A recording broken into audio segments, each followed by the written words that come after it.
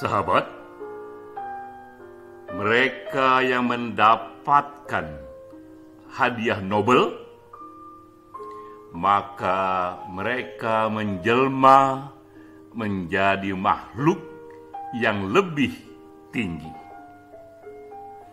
Inilah kutipan dari Louis Loa, seorang saintis dari Prancis.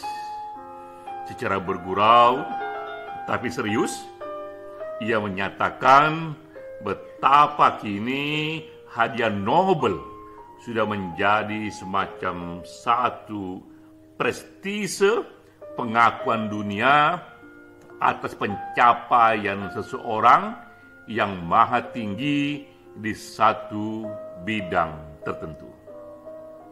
Kutipan ini kita gunakan untuk mengantar diskusi kita kali ini. Ini diskusi webinar Satu Pena yang diselenggarakan oleh Perkumpulan Penulis Indonesia Satu Pena ke-22, membicarakan Nobel Sastra. Pembicara kita kali ini adalah sahabat kita, Datuk Jasni Madlani. Ia presiden dari Badan Bahasa dan Sastra Sabah. Ia juga presiden dari komunitas puisi esai ASEAN yang juga banyak mendalami soal Nobel Sastra.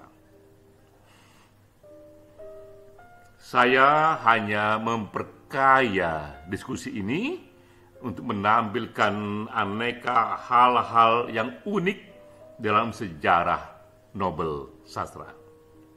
Saya mulai dulu dari berita dari BBC News yang menanyakan mengapa penghargaan Nobel ini begitu penting.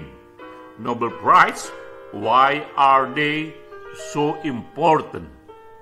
Dalam berita ini dikatakan bahwa karena ia diberikan kepada mereka yang dianggap menyumbangkan berkah terbesar bagi kemanusiaan.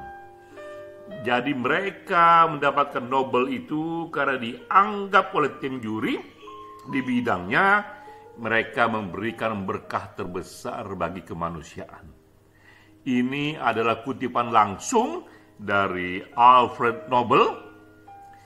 Dialah yang pertama kali mencetuskan penghargaan ini, dan harta karun Alfred Nobel pula yang digunakan untuk memberikan hadiah ini. Maka sejak tahun 1901 diberikanlah hadiah Nobel untuk 6 bidang. Siapa yang menduga? Di sini uniknya. Siapa yang menduga hadiah yang kini 120 tahun kemudian dari hadiah pertama Nobel diberikan, yang begitu bergengsi, siapa yang menduga awalnya hadiah ini dimulai oleh berita yang salah. Itu berita yang dimuat oleh French newspaper di tahun 1888. Dalam berita koran itu dinyatakan bahwa Alfred Nobel telah wafat. Ini berita yang pasti salah, karena yang membaca berita ini adalah Alfred Nobel sendiri, yang sebenarnya wafat adalah kakak kandungnya. Namun berita ini memberikan efek yang besar padanya, karena dalam berita ini tone-nya, suasana beritanya, isi beritanya itu sukacita dan sinisme dari pihak media yang juga bergema di publik luas, yang menyatakan bahwa pedagang kematian itu sudah wafat. Betapa kagetnya Alfred Nobel, ia dilabel sebagai pedagang kematian. Apa yang terjadi? Alfred Nobel terkejut dan sedih mendalam.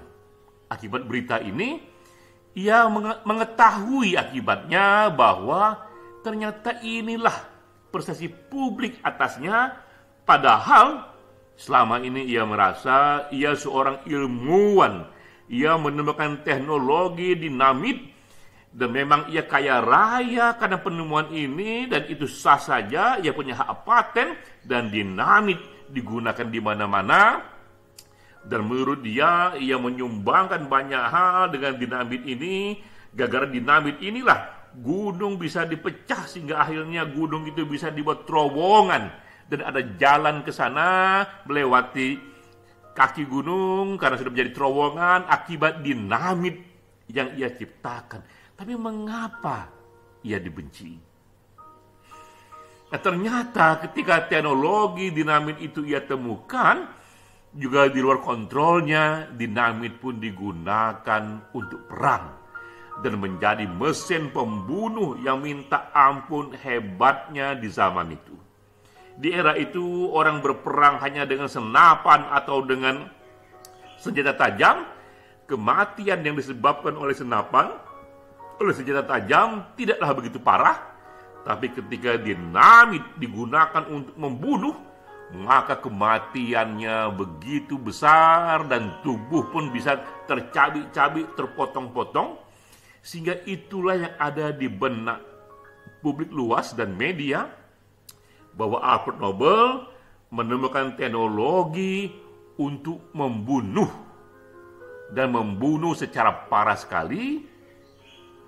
Dan juga akibatnya Alfred Nobel menjadi kaya raya, sehingga ia digelari ia seorang pedagang kematian. Apalagi di era itu, kata pedagang itu konotasinya sangat negatif. Itu hanya dilabelkan pada orang-orang yang dianggap kerjanya hanya mencari untung saja, mencari laba saja, tak peduli bahwa apa yang dia cari laba itu membunuh banyak orang. Lalu Alfred Nobel bersedih hati, setahun sebelum wafat ia kumpulkan keluarganya. Ia kumpulkan para ahli hukum yang ia sewa, dan ia berkata, apa gunanya harta karun yang saya peroleh? Apa gunanya teknologi yang saya temukan jika nama saya begitu buruk di mata publik luas, dan saya tak ingin anak saya, cucu saya, anak cucu saya ikut menanggung beban dari buruknya nama saya ini. Karena itu ia katakan, saya ingin membersihkan reputasi saya, dan ia minta keluarganya untuk sukarela. Hanya ia tinggalkan 4% saja dari harta karunnya. 96% dari hartanya yang minta ampun banyaknya saat itu, ia ingin sumbangkan ke publik untuk sebuah penghargaan. Jadi kita lihat, di era ini memang ada Bill Gates, ada Warren Buffett. Di abad 21, mereka membuat pledge kepada semua pengusaha, mari berbondong-bondong kita memberikan 50% dari harta kita untuk publik luas. Sebelum Bill Gates, 120 tahun sebelum Bill Gates, sebelum Warren Buffett, Alfred Nobel sudah mengerjakannya. Tidak hanya 50% dari hartanya, tapi 96% dari hartanya ia sumbangkan untuk dana abadi bagi kemanusiaan. Nah, inilah situasinya, bahwa hartanya itu 120 tahun yang lalu nilainya 2 triliun rupiah. Itu pun sudah nilai yang besar sekali. Lalu terbentuklah panitia akibat dari wasiat Nobel ini. Mereka memikirkan aneka cara agar dana 2 triliun ini tidak habis untuk memberikan penghargaan, tapi menjadi dana abadi. Karena itulah, dana Alfred Nobel ini juga disetujui oleh pemerintah Swedia, akhirnya diputar juga, ditanamkan juga ke dalam bisnis agar tumbuh berkembang. Maka dana 2 triliun ini sekarang sudah menjadi berlipat-lipat, karena sebagian ditanamkan di saham, sebagian ditanamkan pada properti. Akibatnya ia menjadi satu dana yang terus tersedia untuk diberikan penghargaan tahun per tahun. Dan Nobel berpesan bahwa dananya hanya untuk mereka yang dianggap berjasa bagi kemanusiaan. Jadi kata kemanusiaan di sini begitu penting bagi Nobel karena selama ini ia dianggap pedagang kematian dan ia ingin membalikkan itu bahwa ia pecinta pada nilai-nilai manusia. Karena itu ia berikan 96% hartanya bagi siapapun yang memberikan berkah tertinggi untuk kemanusiaan, dan ditetapkanlah itu untuk 6 bidang. Di bidang kimia, penemuan-penemuan di bidang kimia, fisika, kedokteran, ekonomi, perdamaian, dan sastra. Ini hadiah yang diberikan setiap tahun.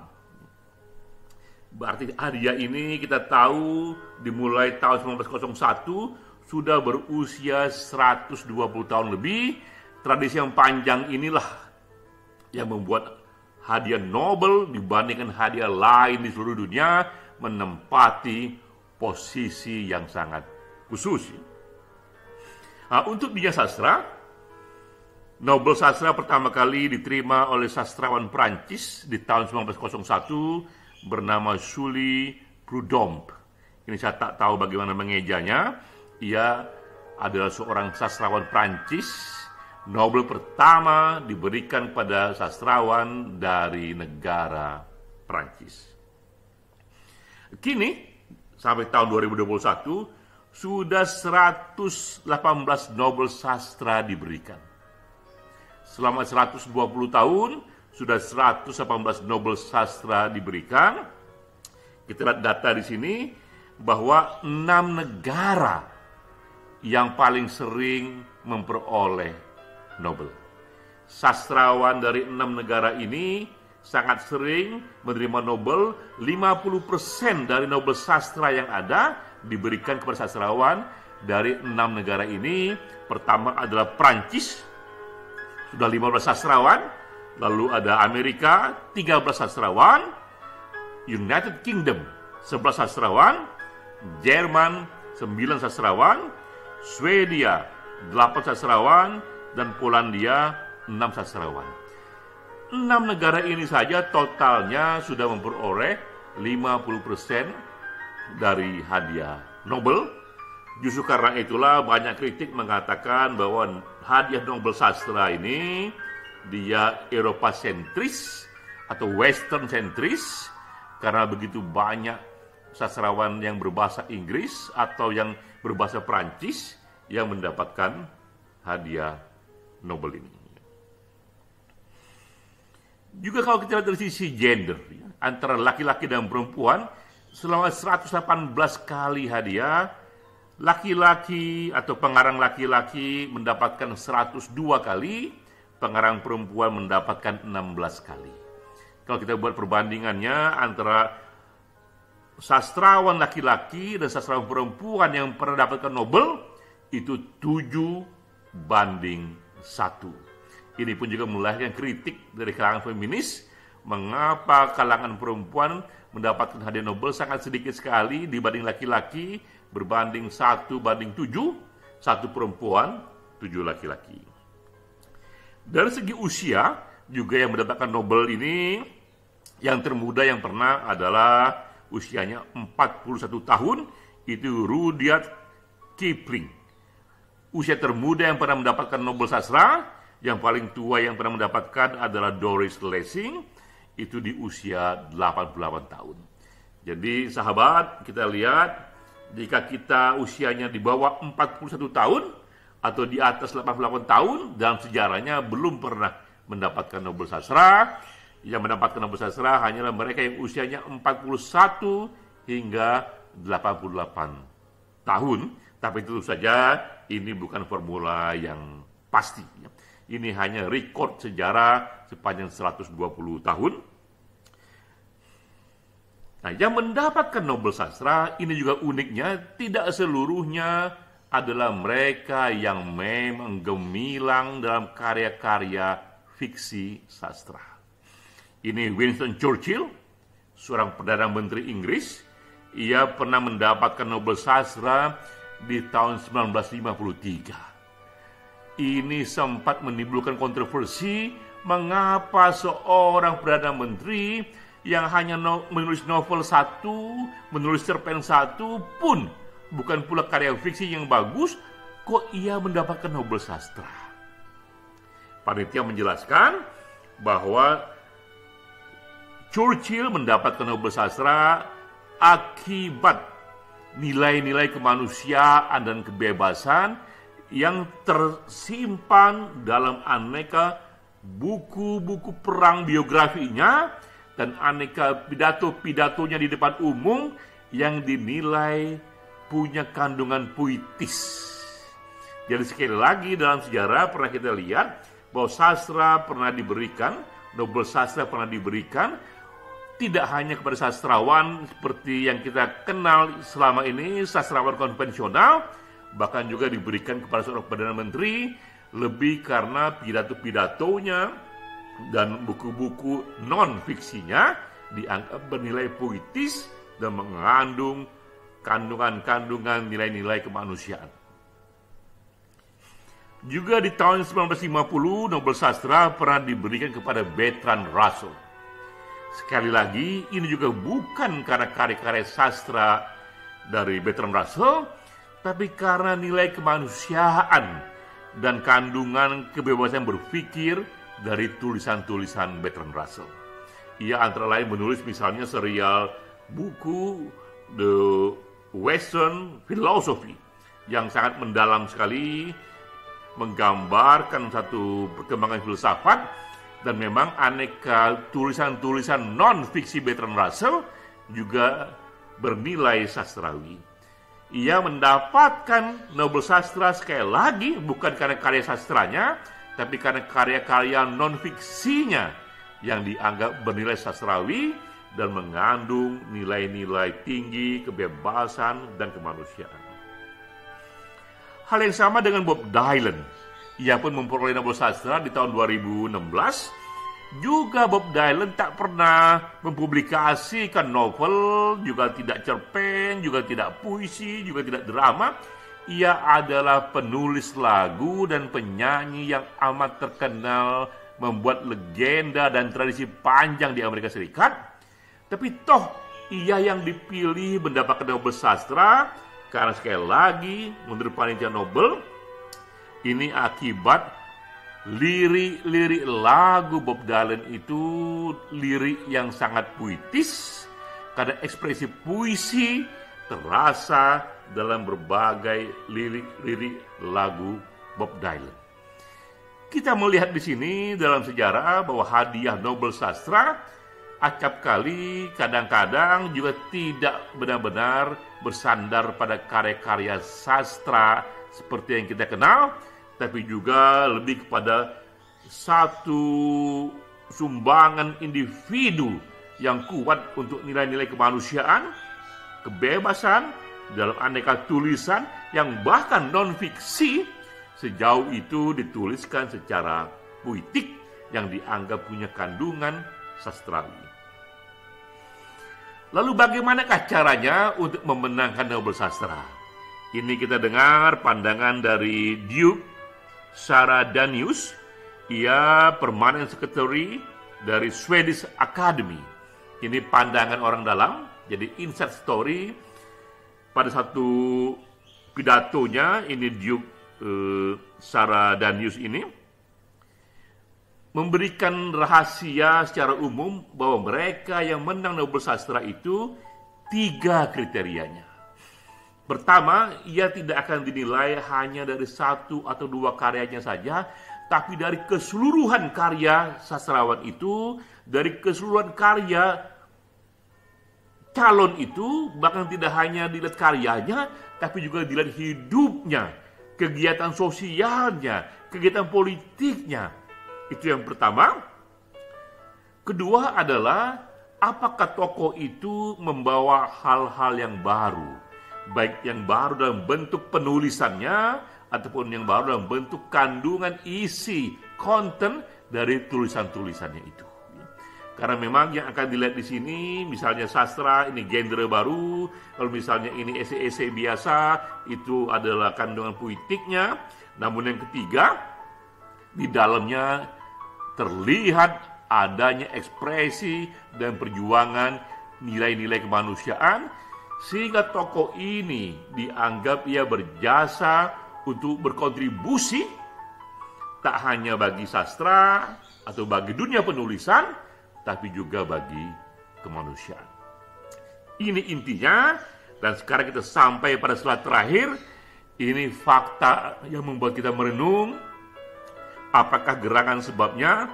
Sejak tahun 1901, sudah 120 tahun sudah belum ada sastrawan Indonesia, Malaysia, bahkan Asia Tenggara yang menerima dan mendapat Nobel Sastra. Ini renungan kita, pertanyaan kita, karena kita meyakini Indonesia, Malaysia, Asia Tenggara itu adalah budaya yang besar, budaya yang panjang, yang sebenarnya layak pula sastrawan di sana, penulis di sana mendapatkan hadiah sastra. Kita di sini ikut melakukan dinamisasi, pada akhirnya seseorang dari Indonesia atau dari Malaysia atau dari Asia Tenggara pada ujungnya mendapatkan hadiah Nobel Sastra, karena seperti yang tadi di kutipan awal, Nobel, penghargaan Nobel, termasuk juga Nobel Sastra, ia sudah menjadi satu prestise, satu ukuran bahwa seseorang sudah menyumbangkan satu benefit, satu berkah bagi kemanusiaan ataupun bagi dunia sastra. Salam.